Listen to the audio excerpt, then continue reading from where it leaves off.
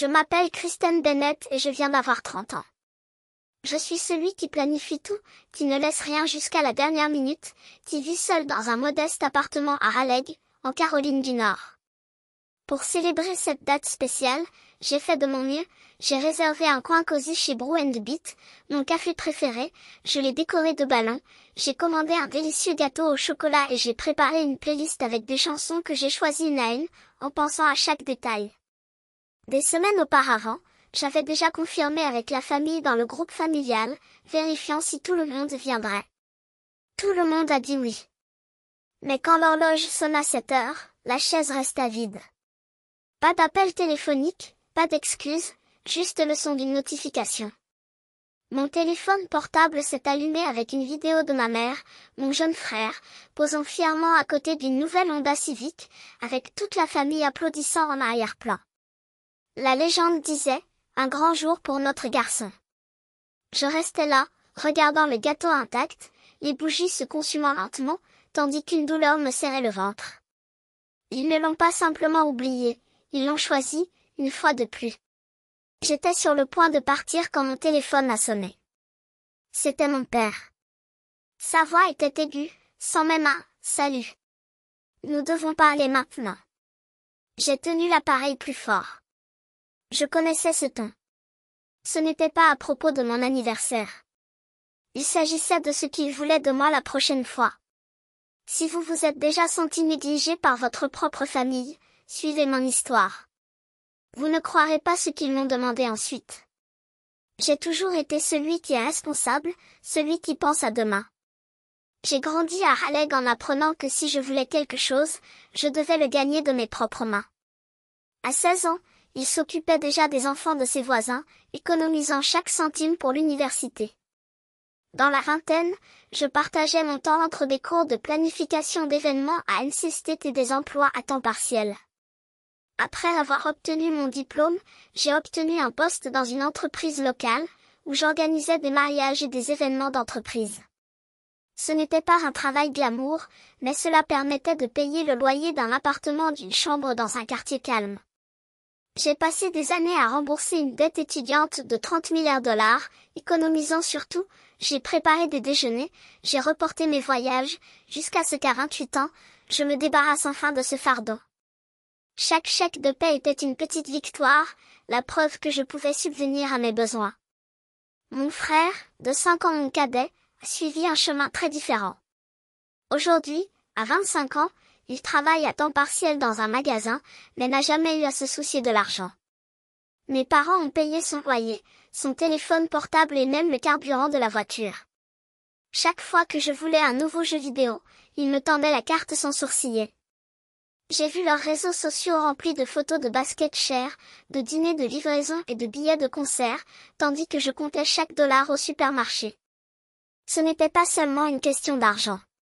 C'était ainsi qu'il le recevait, comme s'il était incapable de se tromper. Petit à petit, les revendications ont commencé. Quand j'avais 22 ans, j'ai payé une facture d'électricité de 400 reais lorsqu'ils ont coupé le courant. Ma mère appelait cela « aider la famille ». Un an plus tard, mon père a demandé 1000 reais pour réparer la voiture. J'ai donné l'argent en pensant que ce ne serait qu'une fois, mais les demandes n'ont pas cessé. 200 reais pour la facture de téléphone portable de mon frère, 500 pour son fonds de vacances.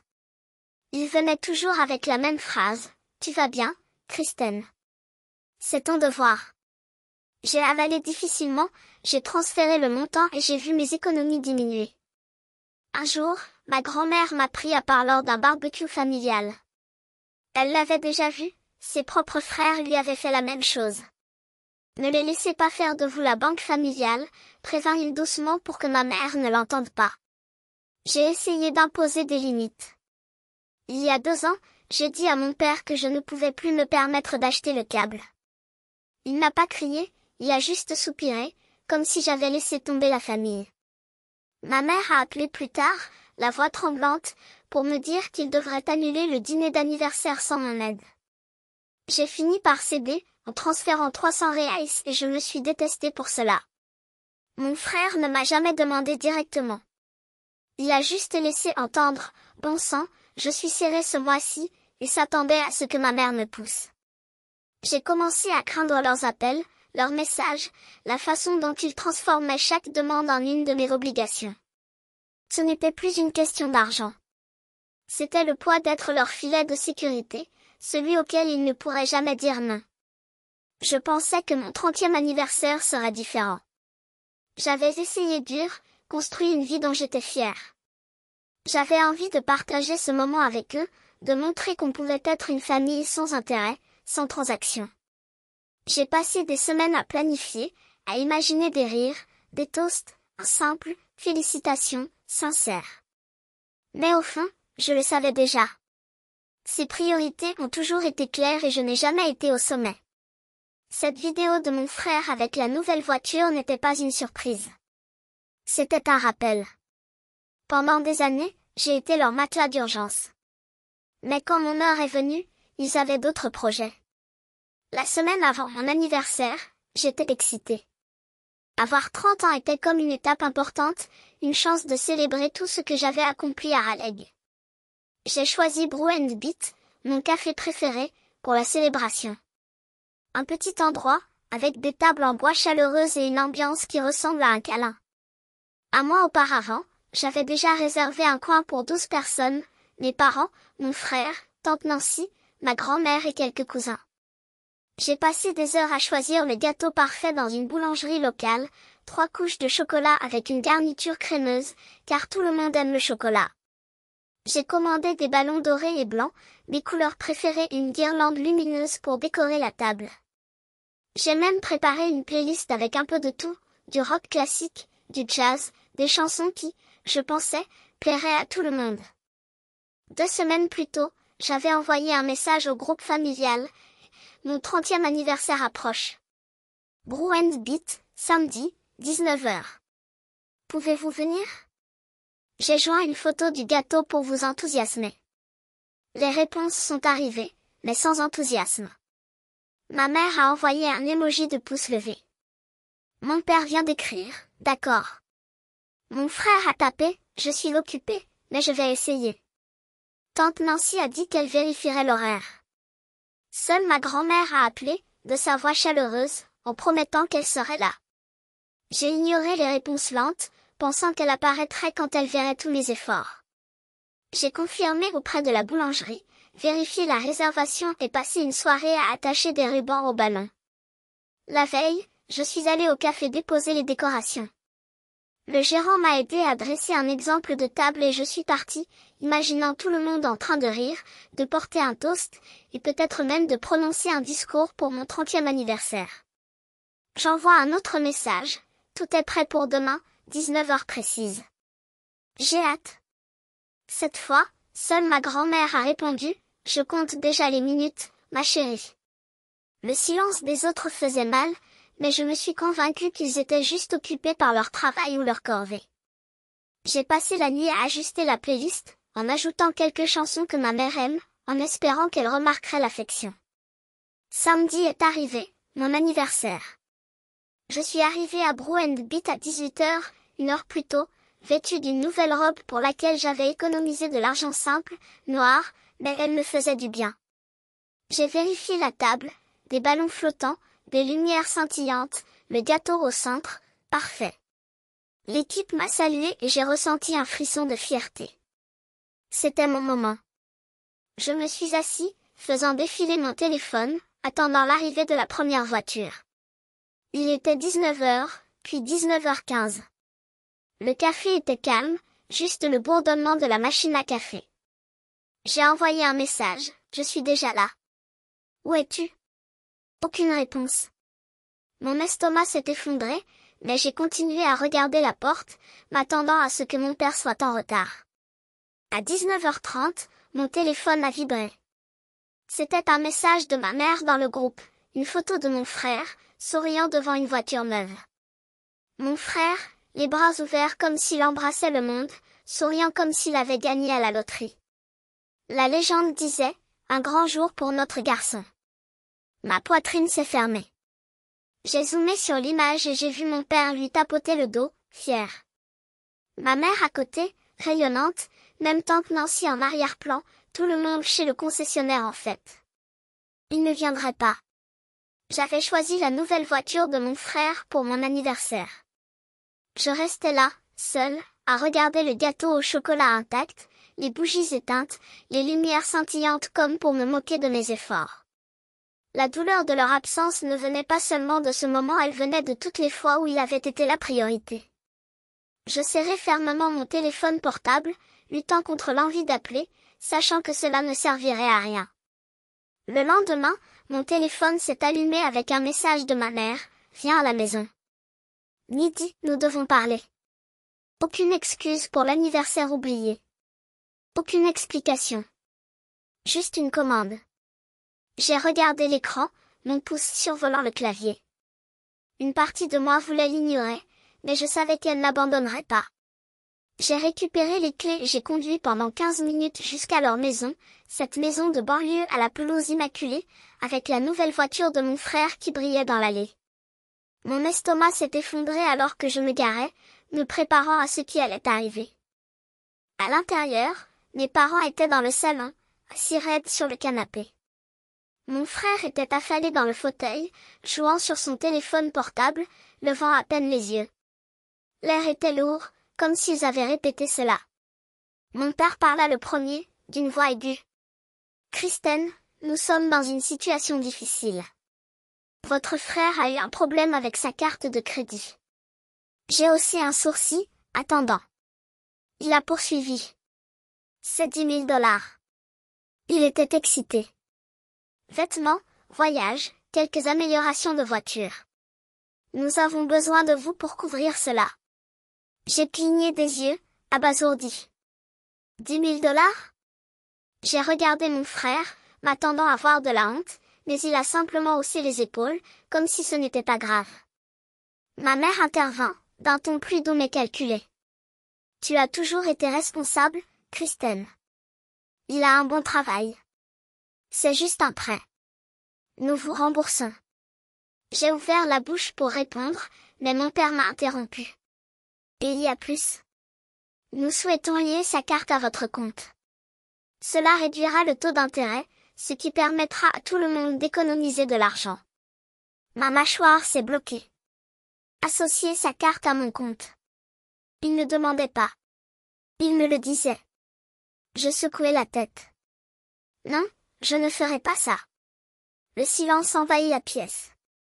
Le visage de mon père se durcit. C'est la famille, Kristen. Vous ne pouvez pas dire non. Les yeux de ma mère se remplirent de larmes, sa voix tremblait. Comment peux-tu être aussi égoïste après tout ce qu'on a fait pour toi? Mon frère a finalement levé les yeux, avec un sourire ironique. Arrête ça, Kristen. C'est juste de l'argent. Vous en avez plein. J'ai senti mon visage brûler, la colère bouillonnait. Trop. Je me suis suicidée pour payer mes propres dettes. Je ne te dois rien. Mon père se leva, me regardant d'en haut. Vous vivez dans cet appartement chic, n'est-ce pas? Vous pouvez vous le permettre. J'ai répondu immédiatement. Cet appartement que je peux à peine me permettre parce que je les ai déjà sauvés. Ma mère posa la main sur sa poitrine, les larmes coulant. Tu me brises le cœur, Kristen. Nous sommes tes parents. Mon frère se pencha en avant, la voix aiguë. Tu es en colère parce que j'ai gagné la voiture. Surmontez-le. Je reculai d'un pas, les mains tremblantes. Il ne se souciait pas de mon anniversaire, de mes efforts, de ma vie. Il s'agissait de son fils préféré et de ses dépenses irresponsables. Je me souvenais de toutes les fois où j'avais cédé factures d'électricité, réparation de voiture, fonds de vacances toujours comme si c'était mon obligation. Pas plus.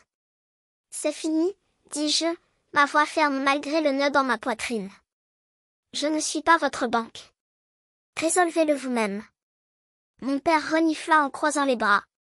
Vous allez le regretter. Ma mère pleurait plus fort, murmurant à propos de la loyauté familiale. Mon frère roula des yeux. D'accord, Kristen. Faites ce que vous voulez. J'ai tourné le dos et je suis partie, leur voix me poursuivant. Vous nous abandonnez, a crié ma mère. Je n'ai pas regardé en arrière. Lorsque la porte claqua derrière moi, le son résonna comme un point final. En partant, j'ai ressenti un mélange de trahison et de clarté. Ils avaient franchi une ligne, s'attendant à ce que je nettoie les dégâts de mon frère tout en ignorant ma propre vie. J'ai agrippé le volant, déterminé à protéger ce que j'avais construit, peu importe ce qu'il me lancerait plus tard. J'ai supprimé les notifications de messages de mon frère sans même les lire. La solitude me faisait plus mal que je ne l'imaginais, mais battre en retraite n'était pas une option. Ils avaient dépassé les limites en tentant d'envahir ma vie privée, et je n'allais pas les laisser mettre la main sur ce que j'avais si durement gagné. J'ai ouvert mon ordinateur portable, vérifié tous les paramètres de sécurité de mon compte bancaire et senti un fil de contrôle revenir entre mes mains. Ils pouvaient insister, ils pouvaient faire pression, mais je m'étais déjà incliné pour la dernière fois. 2 jours plus tard, ils se sont présentés à mon appartement. Je faisais la vaisselle quand la sonnette retentit, insistante et perçante. Je me suis séché les mains en regardant par le Judas et mon estomac s'est noué. Ma mère, mon père et mon frère étaient là, sans y être invités, avec des expressions fermées. J'ai ouvert la porte et ils sont entrés sans un mot, mon père tenant un dossier jaune. Les yeux de ma mère étaient rouges, comme si elle avait pleuré, mais sa mâchoire était serrée. Mon frère me suivait, les bras croisés, évitant mon regard. Ils se sont installés dans ma petite chambre, l'air chargé de tension. Mon père a jeté le dossier sur la table basse. « Voici le contrat de prêt, » dit-il d'une voix glaciale. 10 000 $. Signez et nous réglerons la dette de votre frère. Je regardais les journaux, le cœur battant. Ils n'étaient pas venus s'excuser. Ils étaient venus réclamer. Ma mère se pencha en avant, sa voix douce mais épaisse. « Kristen, nous sommes tes parents. Vous ne pouvez pas simplement nous abandonner.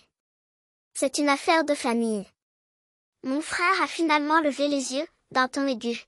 « Arrête d'être si égoïste, Kristen. Signez maintenant. » J'ai pris une profonde inspiration, les mains serrées. Non. J'ai déjà dit que je ne paierai pas pour ces erreurs. Le visage de mon père s'assombrit. Il se leva et montra le dossier. Il ne s'agit pas seulement de lui. Il en va de la stabilité de notre famille, de nos atouts. Vous en faites partie, que vous le vouliez ou non. Je secouai la tête avec incrédulité. Vos atouts? Vous parlez de ses achats impulsifs et des modifications apportées à sa voiture? Je ne vais pas sauver sa peau. La voix de ma mère se brisa, suppliante. S'il te plaît, Kristen, nous t'en supplions. Ne nous détruisez pas. Mon frère roula des yeux, sarcastique. Tu fais toute une histoire avec rien. Signez et finissons. Je reculai d'un pas, la voix ferme. Sortir. Vous tous. Les yeux de mon père se plissèrent. Vous nous mettez à la porte. Après tout ce que nous avons fait pour vous. Ma mère lui a attrapé le bras et les larmes sont revenues. Comment peux-tu nous traiter ainsi? Mon frère s'est approché, la voix basse et menaçante. Tu vas le regretter, Kristen. Vous n'êtes pas aussi indépendant que vous le pensez. J'ai montré la porte, le cœur battant. Sortir. Maintenant. Ils ont hésité, mais je n'ai pas cédé. Un à un, ils sont partis. Mon père se plaint d'ingratitude. Ma mère pleure. Mon frère me regarde avec haine. Quand la porte se fermait, je l'ai verrouillée, mes mains tremblaient. J'ai sorti mon ordinateur portable et changé le mot de passe Wi-Fi, me rappelant comment mon frère avait déjà utilisé mon réseau pour passer des commandes sur ma carte. J'ai appelé un serrurier et j'ai programmé l'installation d'une serrure supplémentaire pour le lendemain. Mon appartement, mon refuge, me semblait violé, mais je n'allais pas les laisser me prendre ça aussi. Plus tard, le téléphone a sonné. C'était tante Nancy.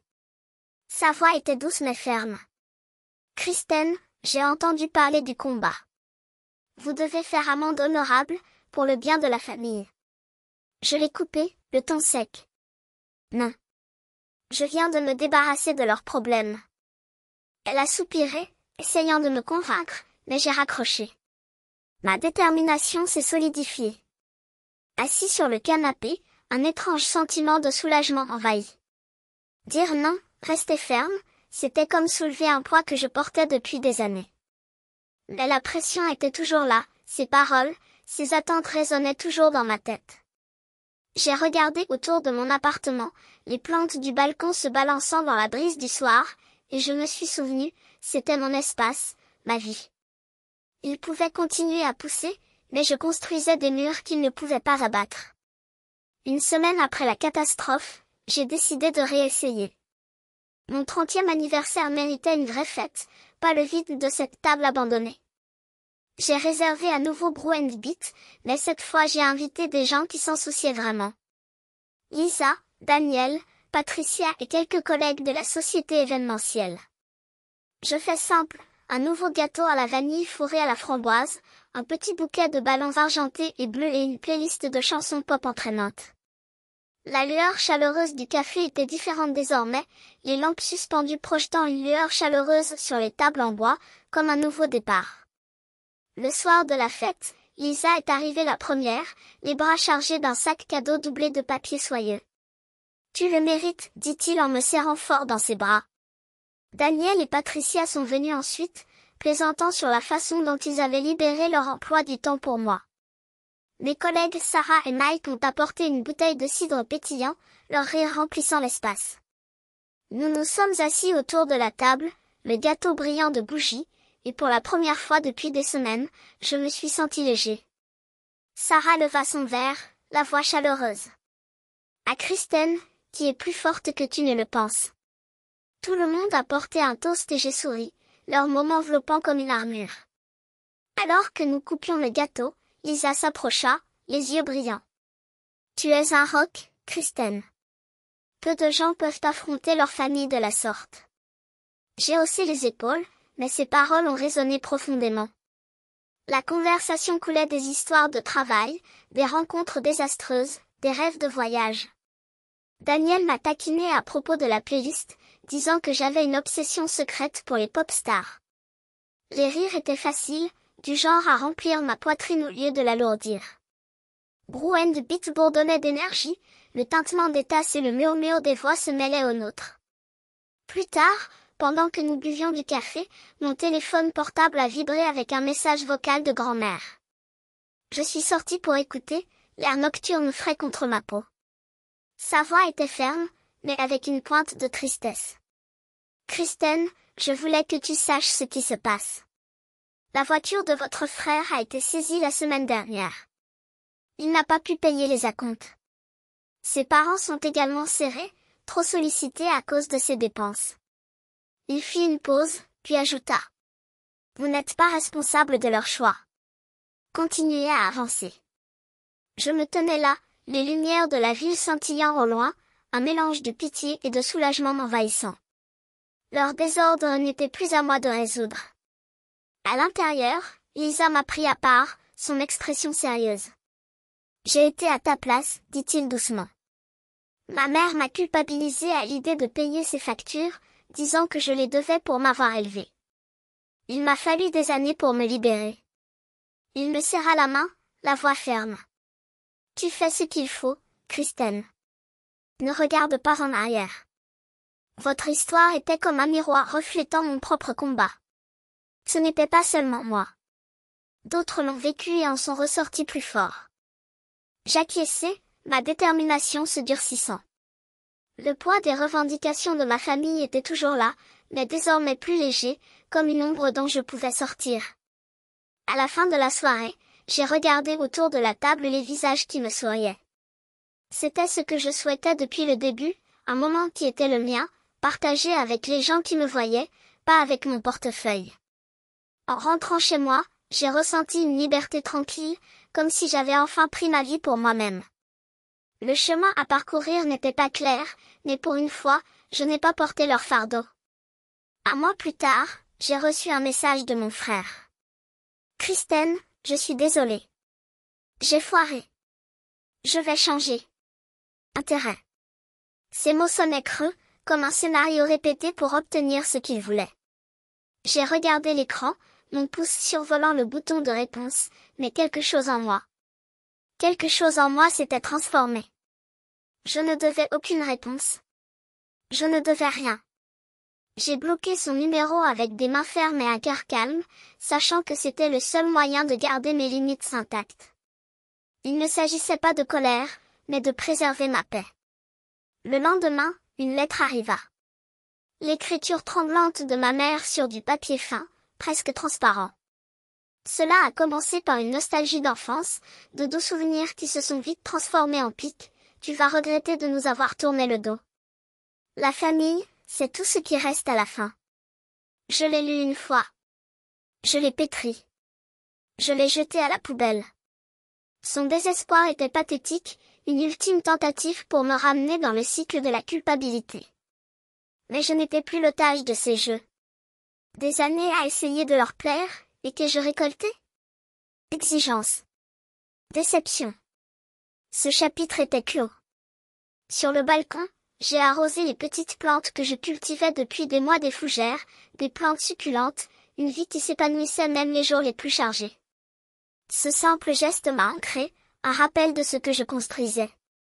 J'ai pensé à Lisa et Patricia, qui étaient devenues bien plus que des cousines. Ils ont été choisis comme famille. La semaine dernière, Lisa m'avait envoyé une photo de nous en train de rire lors d'une fête d'anniversaire, avec la légende « Voici à quoi ressemble la famille ». Patricia avait appelé juste pour voir comment j'allais, sa voix était chaleureuse, sans arrière-pensée. Ce sont eux qui m'ont vu, qui m'ont valorisé sans rien attendre en retour. Maintenant, ils étaient mon port.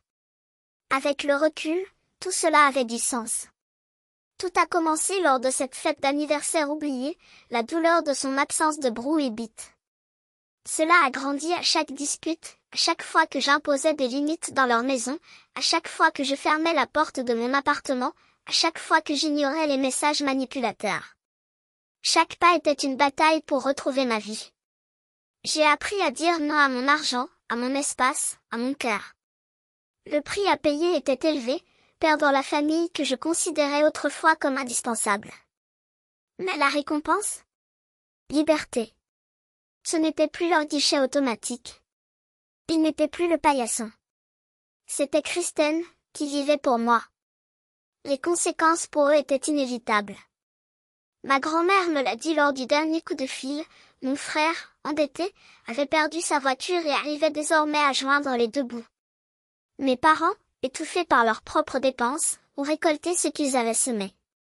Des années passées à nourrir son irresponsabilité, et maintenant le château de cartes s'effondrait sans que je puisse le soutenir.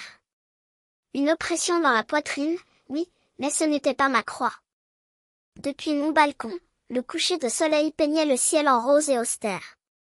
J'ai pris une profonde inspiration.